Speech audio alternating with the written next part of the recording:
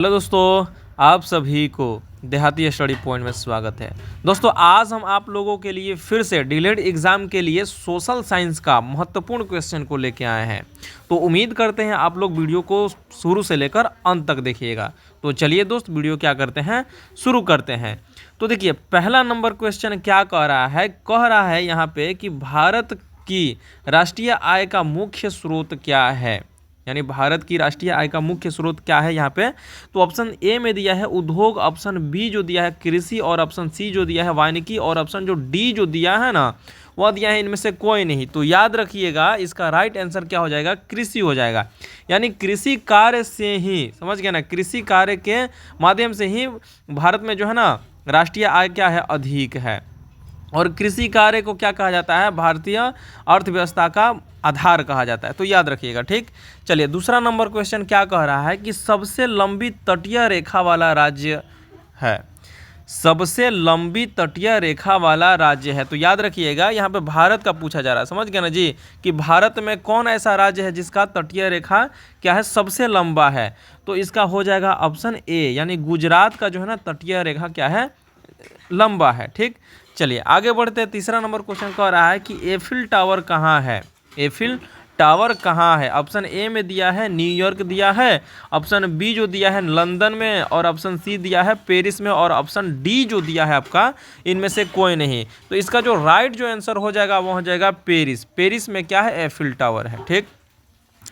चौथा number question कह रहा है कि भारतीय रेलवे में कुल कितने क्षेत्र है। भारतीय रेलवे में कुल कितना क्षेत्र है। तो ऑप्शन ए में दिया है 17, ऑप्शन बी दिया है 15, ऑप्शन सी दिया है 14, और ऑप्शन डी जो दिया है आपका 9 दिया है। तो इस क्वेश्चन का जो राइट आंसर क्या हो जाएगा, ए हो जाएगा। यानी भारतीय रेलवे में कुल कितने क्षेत्र होते हैं, तो 17 क्षेत्र होते हैं, याद रखिएगा। चलिए आगे बढ़ते हैं। पांचवा नंबर क्वेश्चन कह रहा है कि ग्राम पंचायत का निर्वाचन करना किस पर निर्भर करता है। यानी ग्राम पंचायत का निर्वाचन कौन कराता है। ऑप्शन ए में दिया है कलेक्टर, ऑप्शन बी दिया है चुनाव आयोग, ऑप्शन सी दिया है केंद्र सरकार, और ऑप्शन डी जो दिया है राज्य सरकार।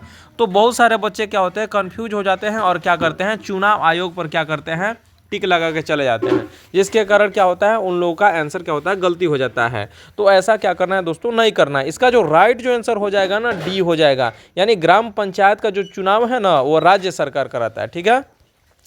चलिए आगे बढ़ते हैं। यहाँ पे कहा जा रहा है कि भारत और नेपाल का संयुक्त नदी घाटी उद्गम है। उद्गम यानी करेंगे उद्गम, ठीक है जी। तो कौन ऐसा नदी है जो नेपाल में भी पड़ता है और भारत में भी पड़ता है। तो याद रखिएगा कोसी, ठीक है जी। कोसी नदी क्या है, भारत और नेपाल में होता है, ठीक। और कोसी नदी को क्या कहा जाता है, बिहार का शोक कहा जाता है ना, याद रखिएगा। अब अगला नंबर क्वेश्चन क्या कह रहा है, देखिए। तो कह रहा है कि राष्ट्रीय कैलेंडर, यहाँ पे देखिए 7वां नंबर क्वेश्चन कह रहा है कि राष्ट्रीय कैलेंडर पर आधारित शक संवत के अनुसार अंतिम महीना है। अब शक संवत याद रखिए, पहले ये भारतीय क्या है, कैलेंडर है, और हम लोग जो कैलेंडर का इस्तेमाल करते हैं ना वो अंग्रेजी कैलेंडर है। शक संवत ही क्या है, हम लोगों का राष्ट्रीय कैलेंडर है। तो इसमें बताया जाता है कि अंतिम महीना क्या है। जैसे अंग्रेजी कैलेंडर के अनुसार क्या है, दिसंबर क्या है, अंतिम महीना है, अभी चल रहा है। तो ये जो मंथ चल रहा है वो क्या है, दिसंबर का दिसंबर है, और दिसंबर क्या है, अंतिम महीना है। तो वहीं शक संवत यानी भारतीय कैलेंडर के अनुसार जो है ना अंतिम महीना आपका होता है फाल्गुन, यानी जिसको हम लोग बोलते हैं फागुन, ठीक है जी। चलिए आगे बढ़ते हैं। 8वां नंबर क्वेश्चन क्या कह रहा है, देखिए। तो 8वां नंबर क्वेश्चन कह रहा है कि भारतीय जनसंघ की स्थापना किसने की। ऑप्शन ए में दिया है दीनदयाल उपाध्याय, ऑप्शन बी दिया है वीर सावरकर, ऑप्शन सी दिया है राम मनोहर लोहिया, और ऑप्शन डी जो दिया है श्याम प्रसाद मुखर्जी। तो 8 नंबर का आंसर हो जाएगा आपका डी हो जाएगा, ऑप्शन डी, श्याम प्रसाद मुखर्जी क्या किए थे, भारतीय जनसंघ की स्थापना किए थे। चलिए आगे बढ़ते हैं। अब 9वां नंबर क्वेश्चन कर रहा है कि भारत में प्रत्येक साल वित्तीय वर्ष प्रारंभ होने की तिथि है। ये क्वेश्चन हम कई बार करा चुके हैं, सोल्व करवा चुके हैं, तो इसको याद रखिएगा। इसका राइट ऑप्शन क्या हो जाएगा, ए हो जाएगा। 1 अप्रैल को क्या क्या किया जाता है कि भारत का जो है ना वित्तीय वर्ष क्या होता है, शुरू होता है। चलिए आगे बढ़ते हैं। अब यहाँ पे बताया जा रहा है कि किस ट्रेन पर मधुबनी चित्रकला का अंकन किया गया है। यानी भारत का कौन सा ऐसा ट्रेन है जिस पर क्या किया गया है दोस्तों, मधुबनी चित्रकला बनाया गया है। ऑप्शन ए में दिया है आम्रपाली एक्सप्रेस, ऑप्शन बी दिया है जयंती जनता एक्सप्रेस, ऑप्शन सी दिया है महानंद एक्सप्रेस और ऑप्शन डी जो दिया है जनसाधारण एक्सप्रेस दिया है। तो इसका जो राइट जो आंसर हो जाएगा ऑप्शन बी हो जाएगा। इसका क्या हो जाएगा दोस्तों, बी हो जाएगा। जयंती जनता एक्सप्रेस में क्या किया गया है कि मधुबनी चित्रकला बनाया गया है। अब चलिए 11 नंबर क्वेश्चन क्या है, बहुत ही आसान क्वेश्चन है, ठीक है जी, बहुत ही आसान क्वेश्चन है, इसको कोई बता सकता है। कह रहा है कि एलपीडब्ल्यू शब्द जो है निम्नलिखित में से किस खेल से संबंधित है। तो इसको कोई बता सकता है कि क्रिकेट में क्या होता है कि एलपीडब्ल्यू शब्द का क्या किया जाता है दोस्तों, इस्तेमाल किया जाता है, ठीक। अब 12 नंबर क्वेश्चन कह रहा है कि भारत में पूंजी निर्माण का सबसे महत्वपूर्ण स्रोत है, यानी पूंजी बनाने का सबसे महत्वपूर्ण जो है आपका क्या है। ऑप्शन ए में दिया है घरेलू बचत, ऑप्शन बी दिया है सार्वजनिक क्षेत्र बचत, सी दिया अधिक के सरकारी राजस्व और ऑप्शन डी जो दिया है निगम बचत दिया है। तो देखिए इसका राइट आंसर क्या हो जाएगा, ए हो जाएगा, यानी घरेलू बचत। घरेलू बचत जब तक नहीं करेंगे तब तक क्या होगा, पूंजी का निर्माण नहीं होगा। यानी क्या करेंगे, सिर्फ हम क्या करेंगे, खर्चा करेंगे तो पूंजी कहाँ से बचेगा, नहीं जी। जब हम क्या करेंगे, घरेलू बचत करेंगे तो क्या होगा, पूंजी का निर्माण होगा और हमारे पास पूंजी ज़्यादा इकट्ठा होगा। चलिए आगे बढ़ते हैं।